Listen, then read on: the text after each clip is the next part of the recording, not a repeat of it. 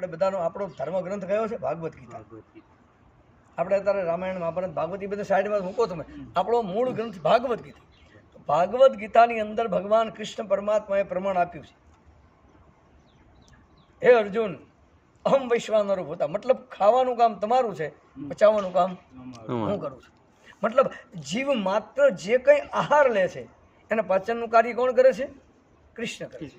અગ્નિમાં અગ્નિ ભગવાન કૃષ્ણ જઠરાગ્નિ તરીકે એ છે. હા, એ જ બનાવી શકે. તમારા અનાજનું લોહી એ જ બનાવી શકે. હજી સુધી દુનિયામાં આટલું બધું શોધાણું, કોઈ મશીન એવું ગોત્યું એમાં બરફી પેંડા લાડવાન બધું નાખવાનું, પછી એમાંથી લોહી બને ને પછી હાડકા બને ને એવું હજી બધી કાંઈ ભાડ્યું? ઓમ નમઃ શિવાય. એનો અર્થ શું થયો? એનો અર્થ કે ભગવાન કૃષ્ણને ગમતા પદાર્થો ખવાય, કૃષ્ણને ગમતું પીવાય. હા, પણ આ તો ન ખાવાનું ખાતા થયા, ન પીવાનું પીતા થયા ને એટલે ઉપાધિ થઈ ગયા. હકીકત છે સાહેબ. નહીતર ભલામણ આ ગુજરાતની અંદર આપણા ગણો તો 562 રજવાડા આપણા, અને 562 રજવાડા સાહેબ જો રાષ્ટ્ર ધર્મ માટે અર્પણ થઈ જતા હોય, હા, તો અત્યારે ક્ષત્રિયો છે આ દેશના, ખાલી ક્ષત્રિયો ગુજરાતથી માંડીને ક્ષત્રિયો ખાલી ભેગા થઈ જાય ને, ક્ષત્રિયો એક મંચ ઉપર આવી જાય ને તો સાહેબ 24 કલાકમાં ગૌ હત્યા બંધ થઈ જાય દેશમાં સાહેબ. અને મંચ ઉપર આવવાની જરૂર છે, સમજ્યા? જેના હાથમાં સત્તા જોઈએ એને મળવાની જરૂર છે. આ જાઓ તમે ઉત્તર પ્રદેશમાં યોગી આદિત્યનાથને જોઈ લો સાહેબ. યોગી આદિત્યનાથ જોજો, સવાલ જ પેદા થતો નથી. હા, એને કહી દીધું તું શપથવિધિ લેતા પહેલું કામ કયું કરશો તમે શપથવિધિ લેશો? તો કે 24 ઘંटे મેં ગાઝિયાબાદ કા કતલખાના ધ્વંસ કર દૂંગા. 18 કલાક ન થવા દીધા ગાઝિયાબાદનું કતલખાનું સીતારામ કરી નાખ્યું સાહેબ. ઓમ નમઃ. એટલે બહુ મોટું કતલ, રોજના 8-10 પૈસો કપાતા. આજે આપણા દેશમાં અત્યારે 2.5 સેકન્ડ 3 સેકન્ડમાં એક ગાય કપાય છે. હું તો આ દેશના તમામ સંતોને, તમારા વીરવર પુરુષોને, સાધુ સંતોને, 4 પીઠના જગતગુરુ, અખાડાના મહંતોને, તમામ સંતોના ચરણમાં દંડવત પ્રાર્થના કરીને કહું કે ગૌ માતા માટે બધા એક મંચ ઉપર આવો અને મહાશિવરાત્રિનો મેળો ભરાય.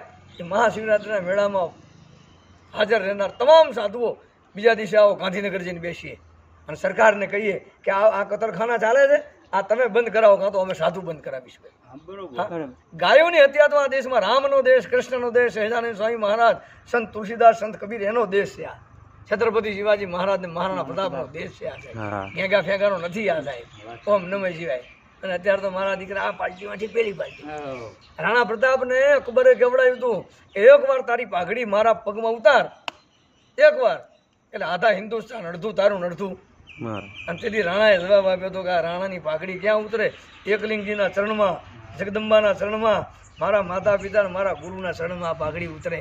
હે, ક્યાં ફેંકે ને પાઘડી ના ઉતરે સાહેબ રામચંદ્ર ભગવાનની. નહીં અત્યારે તો મારા બેટા 5-25 ખોખા પેલી પાર્ટીવાળા ના પેલો હાફ લઈને કોંગ્રેસ વાળો ભાજપ, કાં તો ભાજપ વાળો કાં તો કોંગ્રેસમાં, પેલી પાર્ટી વાળો પેલી પાર્ટી. નાટક મારા દીકરા કરી રહ્યા છે, ભેડા થઈને બધા નાટક કરે છે. એટલે હું તો બધા ક્ષત્રિયોને જ વિનંતી કરું, સૌથી વધુમાં વધુ પહેલી ક્ષત્રિયો જાગૃત થાવ અને રાષ્ટ્ર રક્ષણ, ધર્મ રક્ષણ, ગૌ રક્ષા માટે હાકલ મારો તો સાહેબ વાર નહીં થાય. નહીંતર ઓમ નમઃ શિવાય. એ બાપુ અત્યારે યુવા સંગઠન વાળા કરીએ કે આપણા જેવા બધા જે યંગ હોય, બાકી બીજા તો અત્યારે ફરજનારા જ છે. હું શું કહું છું, જે છે તે. અને એક વસ્તુ સિંહના ટોળા ન હોય ને પછી તો સિંહના ટોળા હોય ના હોય. મેં હમણાં તમને પદ્માવતી પિક્ચર ની વાત કરી. બોલો, પદ્માવતી પિક્ચર ગુજરાતમાં ક્ષત્રિયો બંધ કરાવ્યું ન કરાવ્યું? તો શું ક્ષત્રિયો ગુજરાતમાં ગૌ હત્યા બંધ ન કરાવે? હિન્દુઓની એક દીકરીને જો સનાતન ધર્મનો દુશ્મન ઉઠાઈ જાય ને તો એના કટકા કાપીને કટકા કરી નાખવા પડે, બીજી કોઈ વાત જ નહીં. મને યાદ છે, હું બહુ નાનો હતો ત્યારે ઘણા સમય પહેલાં એક વખત અહીંયા અમારા કંઈક બનાવ બનેલો, માથાકૂટ થયેલી હતી. ઓમ નમઃ શિવાય. કોઈ દીકરીઓના બાબતની અંદર સમજા, એમના મા બાપે દીકરીઓને પહેલા બેન બધાને સીતારામ કરી નાખ્યા. ઓમ નમઃ શિવાય.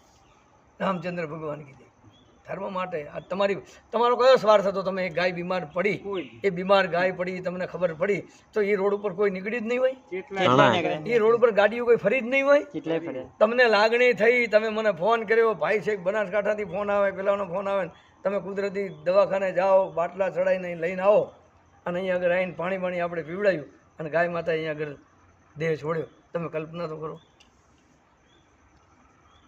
છાત્ર ધર્મ ઉજાગર થાય એ જરૂરી છે. આપણું સૂત્ર છે, અમે ટીમ બનાવીએ, તમને જોણ કરી લઈશું. પાવરફુલ ટીમ બનાવો ને. ટીમ બનાવતા આપણે પહેલા બધા ભેગા થઈ આશ્રમમાં જ આપણા આખા પંથકની એક ટીમ મજબૂત બનાવવાની, અહીંયા આગળ ભેગા થવાની.